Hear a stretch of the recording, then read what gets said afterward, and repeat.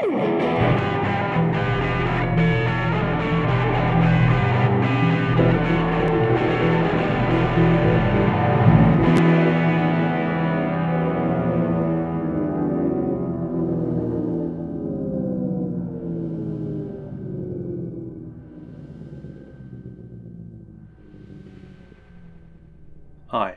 Dr. Alex here, and welcome to a part 2 to the previous video, Doctor Who, how they could have made the Doctor female without pissing off most of the audience, if they had an ounce of intelligence.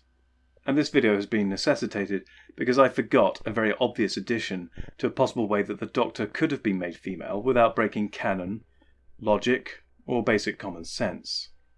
Now there is no change to the endings of the male Doctor, the 3 that I listed in the previous video, i.e. let the Doctor die after Matt Smith, 2. have the Doctor regenerate into the Curator at the end of Peter Capaldi's run,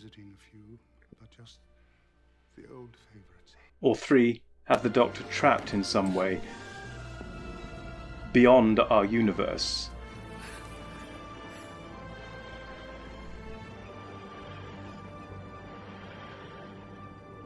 such that it was necessary for another female Doctor to take over the role. So I have not added to these in any way. What I do have is one further candidate for the person to take over from the male Doctor, other than the previously mentioned the Doctor's daughter, Romana, and Riversong. The one I forgot was rather obvious, and I'm now ashamed to have to admit to my massive error in forgetting about her. But in my defence, I hadn't seen this particular character for quite some time, and even then the Doctor with which she is associated was one that I had not seen very much of, being quite a bit before my time. The Doctor's granddaughter. Susan. I recently rewatched, or indeed watched for the first time in many cases, the first season of The First Doctor. No, not Eccleston. I'm talking about William Hartnell. One thing I was struck with was how much better this season was than I thought or remembered. The First Doctor wasn't repeated very much when I was a child growing up, nowhere near as much as Troughton, Pertwee, and Tom Baker was of course my actual first contemporary Doctor, who was being broadcast as I was growing up, from age 0 to around age 6.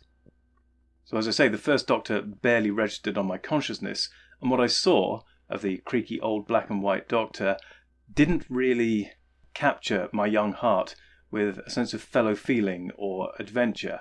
He just seemed a little bit too old, cold, distant and crusty to grab my imagination in the way that even Patrick Troughton as Doctor Number 2 or John Pertwee as Doctor Number 3 managed to do, even though I was fully on board and indoctrinated by the 4th Doctor, Tom Baker. Still, having rewatched the first season and a bit now, I've been forced to reassess my initial impression of the First Doctor, a Doctor I always had respect for. He was obviously an intelligent, powerful character in that sense, even if he was cold, distant and somewhat unfriendly, and a character, of course, which I've used in my own stories, both for Big Finish and beyond, where I've used him as an ideal foil to later incarnations. However, now I've watched properly Season 1 and a bit further, I have a new appreciation, even liking, for the First Doctor, with all his flaws and strange mannerisms. Of course, he wouldn't be the Doctor if he didn't have flaws and strange mannerisms, something which some writers seem to have forgotten recently. Anyway, back to Susan, the other ideal candidate I forgot for the female Doctor. The last time we see Susan, at least on TV in episodes, the Doctor has somewhat sneakily trapped her on Earth in 2164 because he feels she'll be better off having a more settled and grounded life in one place than travelling the entire universe with him in his TARDIS. Grandfather! Listen, Susan, please. I've double-locked the doors. You can't get in. Now move back, child, where I can see you.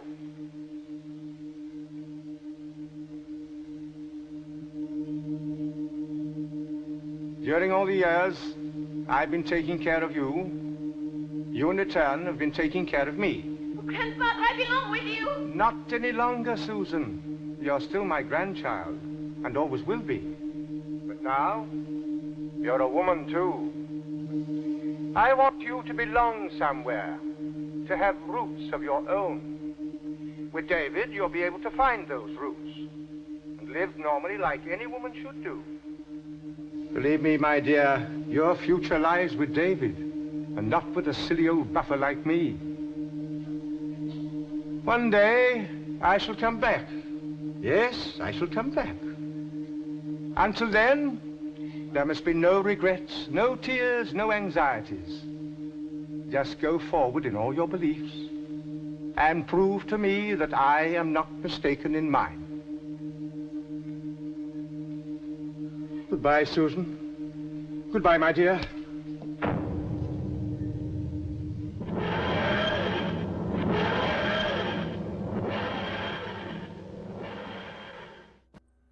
Again, I realise he's not her parent, but grandparent, but this is still essentially the parental figure in her life, and we have to dock some parenting marks from him here. I think abandoning his at most 16-year-old granddaughter to be looked after by her probably first ever crush,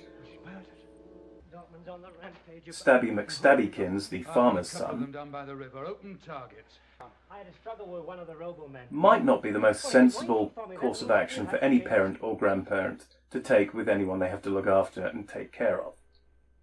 But there we have it. As far as we know, we have a Time Lord now on Earth in 2164 with potentially all of her regeneration still in place. There's nothing to suggest that Susan's gone through any regeneration up to this point. Now, it is possible that some people might say she's not a Time Lord / Gallifreyan at all. I don't know why, or if there is some extended universe reason to think this, but as stated in the last video, I'm only taking what's in on-screen Doctor Who in TV episodes as being canon. This is because the general public, the majority of the audience, will only have encountered Doctor Who through the television show, not through any extended universe, books, audio adventures, YouTube cartoons, anything other than TV episodes. So that's all the canon I'm concerned with. Similarly, if Susan's died in some extended universe accident or horror, again, I'm ignoring that because as far as the audience is concerned, and by that I mean the general audience, she is still alive, and the last thing we saw of her was her trotting off, well, not exactly trotting, sort of slinking dejectedly off into the sunset on Earth in 2164. While on the subject of what is known or not known about the Doctor and Susan in Season 1 of Doctor Who, much has been made by some about how much of the Doctor Who lore was not yet established in Season 1 under the First Doctor, under the William Hartnell Doctor, or indeed by the end of his run, under the entire First Doctor run. But I think some Whovians doth protest too much.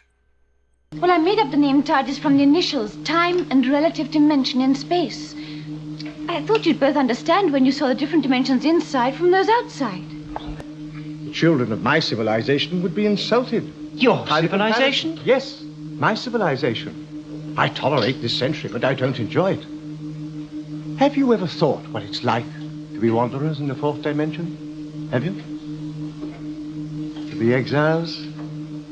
Susan and I are cut off from our own planet, without friends or protection. But one day, we shall get back.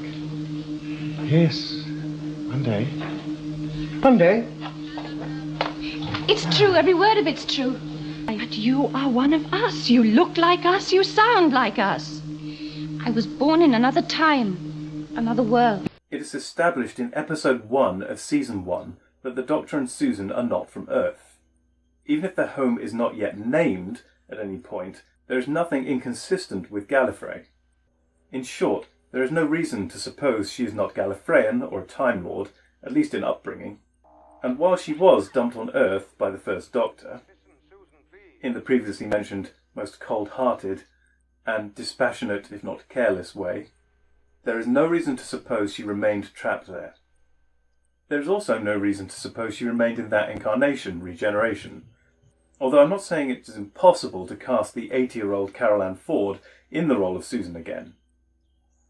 Unlike modern-era showrunners, who seem to, by and large, have an unhealthy fetish for putting ever younger and younger flesh into the role of the Doctor, with one notable exception where they cast the awesome Peter Capaldi, and then, towards the end of his run, completely squandered him as an actor. I do not share this particular fetish of theirs for ever younger flesh in the role. As such, I have no objection in principle to Carole Ann Ford being recast as Susan to play the Doctor, even at the age of 80. However, she herself may wish to have a nice retirement and have a little bit of a rest. Who knows? If Carole Ann Ford couldn't play Susan for the Doctor role, or didn't want to, it's perfectly feasible to cast any sort of look-alike actress to play the same regeneration as Carole Ann Ford's first regeneration as seen in season 1 of the first Doctor. Or, indeed, any good actress could be cast in the role of Susan as any subsequent regeneration of Susan. As before, Susan's character would have to be introduced into the final Doctor story, and then she would take over the title of Doctor out of respect for her dear departed grandfather, and she then takes the reins of the TARDIS for further adventures in time and space.